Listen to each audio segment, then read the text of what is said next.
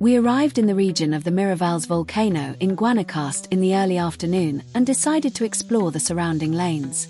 It was another of those lesser ground-cuckoo areas after all. E-Bird pointed us in the direction of some likely sites. Yellow-faced grassquits were new for the trip and very welcome. They seemed fond of the fences around the cattle fields. The sky looked ominous, but the rain held off, at least for now. It didn't stop the northern tropical buckeyes feeding amongst tropical milkweed.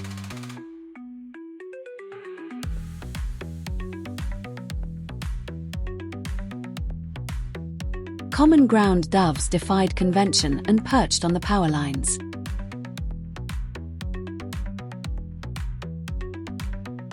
Grey-crowned yellowthroats foraged along the roadside verges. They never seemed to stay still for long.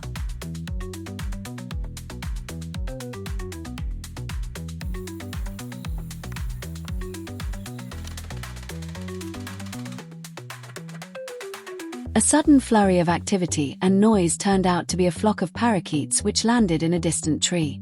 A good look identified them as olive-throated parakeets. Great fun to watch as they interacted with each other.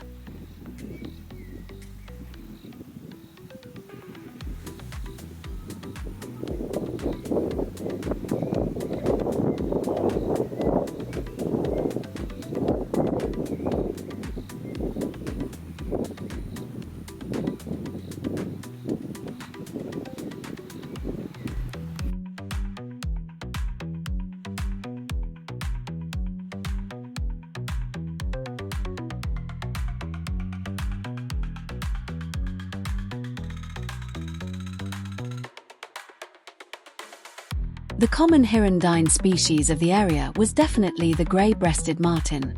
It was nice to see a couple perched up on the power lines as they were normally swooping above our heads.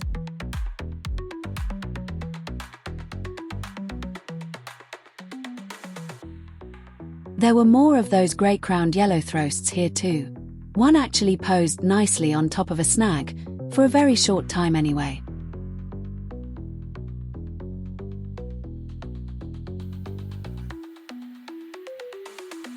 And a stripe-headed sparrow was singing away nearby.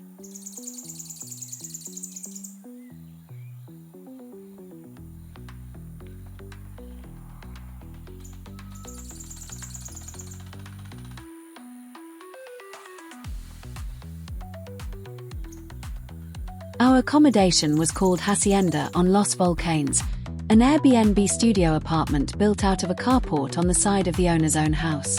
And very nicely done it was too. It was fully equipped for a self-catering stay, but the owners also offered breakfast and dinner for an additional fee. We opted to take breakfast and to drive into the nearby town of Guayabo for dinner. It was raining rather heavily by now, but we didn't let that put us off. A nice steak dinner at the Volcano restaurant was accompanied by the house's own dragon fruit drinks and a Pacific screech owl that one of the waiters took us to see as we waited for our food. It was that sort of place.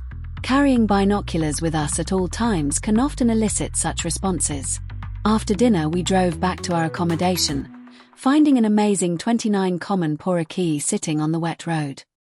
Next morning was damp but not raining.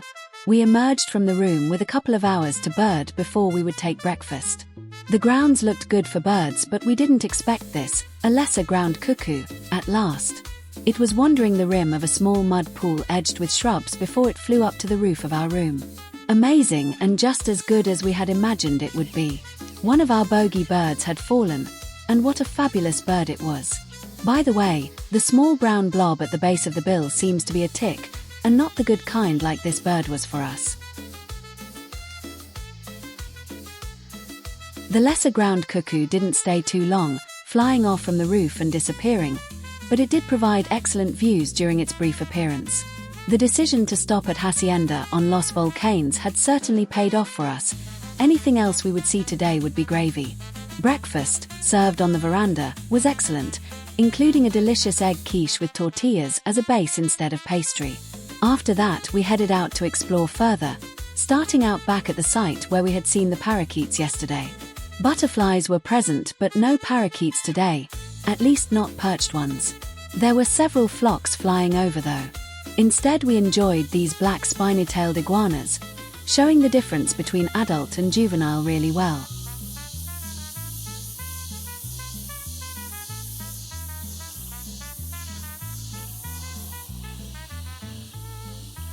This northern tropical buckeye had obviously lived a busy life. Eufaula skipper was new for the trip.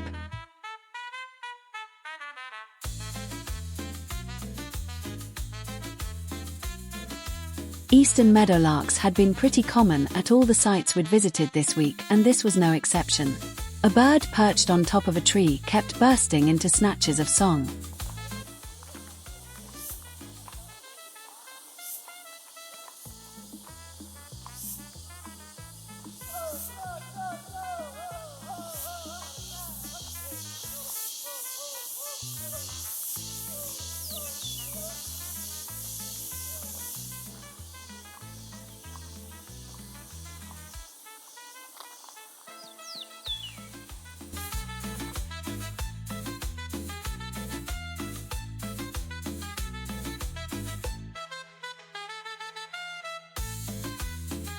The common ground doves had reverted to type and were foraging on the road. We had moved on a little, following a road that would circumnavigate the volcano and offer some interesting foothill habitats.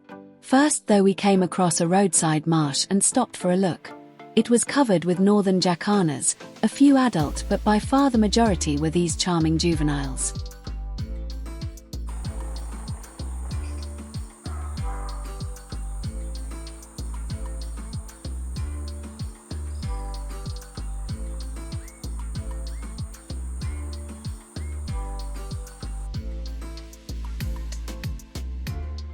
There were of course a couple of green herons foraging amongst the water hyacinth. Definitely new for the trip was a purple gallinule. As soon as we saw it, out on the open marsh, then it immediately flew.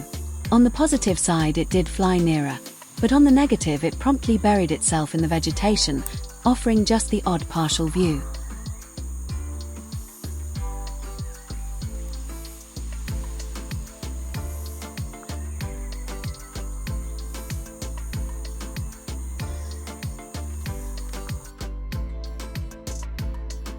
The sound of squabbling out on the marsh drew our attention to a couple of ringed kingfishers who really didn't seem to like each other. Eventually they settled down on either side of a dead tree way out on the marsh and just sniped at each other. A green heron in the same tree seemed to be trying to ignore them.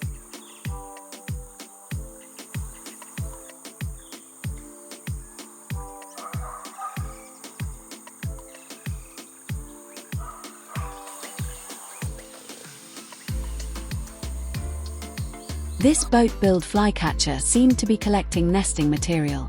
A tree near the road provided roosting spots for quite a few black-bellied whistling ducks, whilst there were many more out on the marsh itself.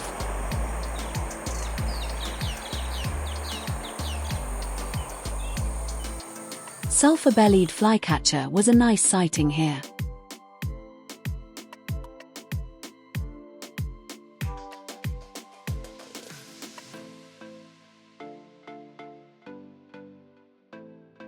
And the inevitable groove-billed annies decorated the fence posts edging the marsh.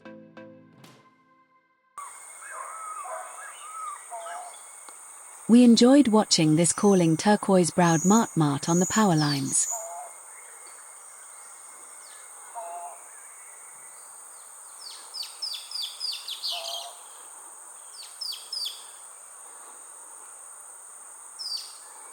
Side roads in the foothills provided roadside hawk and a very smart common basilisk on the edge of a mountain stream.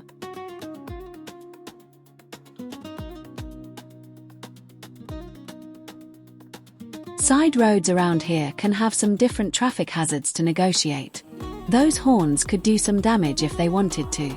Best to wait patiently until the cattle passed by. We were unscathed by the encounter.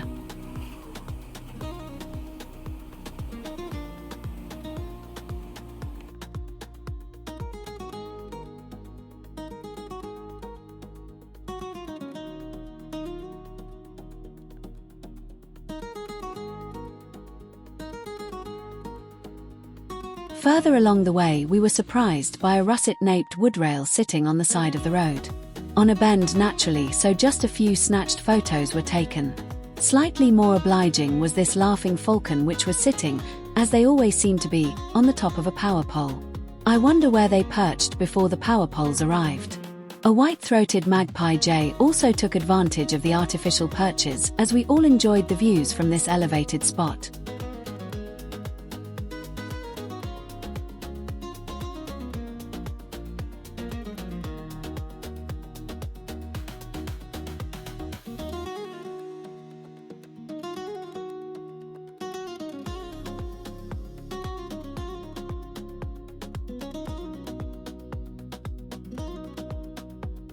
Another power pole sitter was this Hoffman's woodpecker.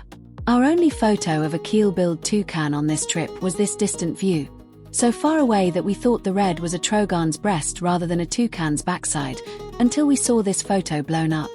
Rather more satisfying was this quite close ferruginous pygmy owl. Not uncommon, we know, but owls are always special.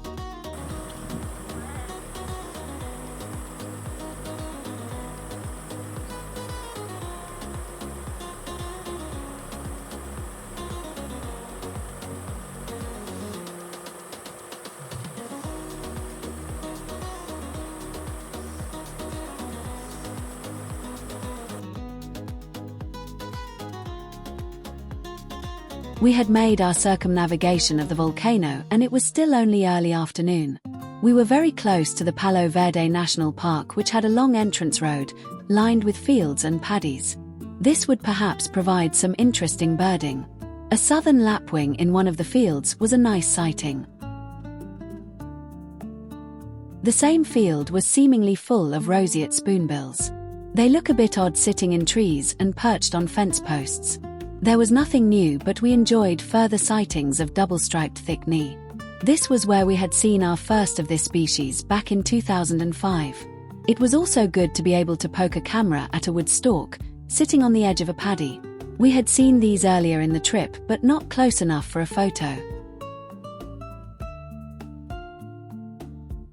Our first trip tick for a while came courtesy of a family of limpkins, wandering around one of the farm tracks that separated the paddy fields. It was odd to think that the last time we had seen this species was in a corner of a garden centre in Liverpool, Nova Scotia, where a rather lost individual was happily scavenging snails and slugs from the undergrowth, and a number of damp but happy local birders were enjoying the view.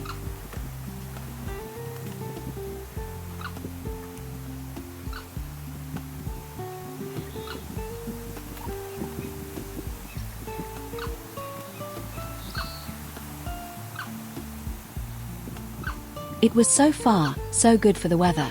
Although that sky suggested that somewhere nearby was getting a drenching. Best make the most of it then. A roadside hawk perched in a small farmyard next to the road provided excellent views.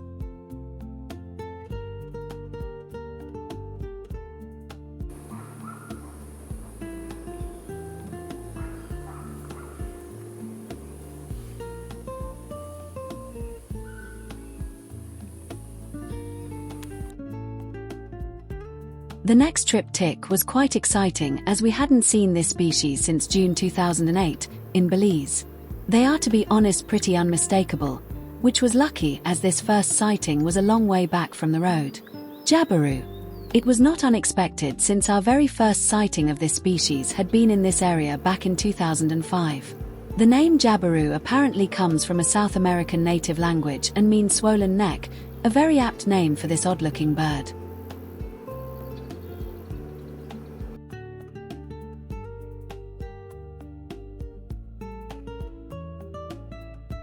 Not only did we see at least 2 adults, but we also found a couple of juvenile birds. It may be that the slightly smaller bird on the left is a female, since there is a considerable size difference between males and females of this species. We had almost reached the gate of the park, but we were not going to enter. For one, we did not have the advance tickets that are now mandatory for entry to all of Costa Rica's national parks, and secondly, we had just watched one of the park wardens come to close the gate. It was 3 p.m. and a full hour before the park was due to close, but it seemed that there were no visitors. Having to buy tickets in advance must be severely reducing park visitor numbers. So we turned to leave, finding a couple of argumentative black-crowned night herons, incidentally also new for the trip, and a nice adult northern jacana taking advantage of the paddy fields. A tropical kingbird provided a final sighting as the weather started to close in for the evening downpour. We had intended to head back to base and bird the grounds, but the rain suggested that we head instead to Guayabo and a restaurant for dinner. It was our last night. We had to pack, but there would be time for little birding in the grounds on the next morning. It was dry but misty as we emerged from our room, hoping that the Lesser Ground-Cuckoo might stage a repeat performance.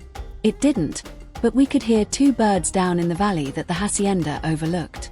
Indeed, there was lots of calling, including an elegant trogon, another lifer, which staged a brief but distant flight too. Hopefully next time we see one it will be for rather longer. The trees in the garden played host to a succession of the commoner birds, such as white-throated magpie jay, rufous-backed wren, and Montezuma oropendola, as we waited for breakfast. After that, it was time to pack the car and head for the airport. Our impromptu tour was sadly over. Species-wise, it wasn't our best ever score. We would have found more had we headed into the mountains around Arenal or Monteverde, or over on the Caribbean foothills, but it was undoubtedly better than if we had stayed put at Tamarindo. We had thoroughly enjoyed our tour, and especially the highlight, that Lesser Ground-Cuckoo on our own doorstep. Truly unforgettable. There is more information on our trip in our travelogue, now available from Amazon. Also don't miss parts 1 to 3 of our impromptu tour video series, available on our YouTube channel. And if you like this sort of content, we have lots of videos of birds, and animals, and insects and reptiles on our channel. Currently images of over 1,500 bird species from places all over the world are featured. Why not take a look? We hope that you enjoyed visiting Costa Rica with us. If so, please like and subscribe to our channel. Thank you and thanks for watching.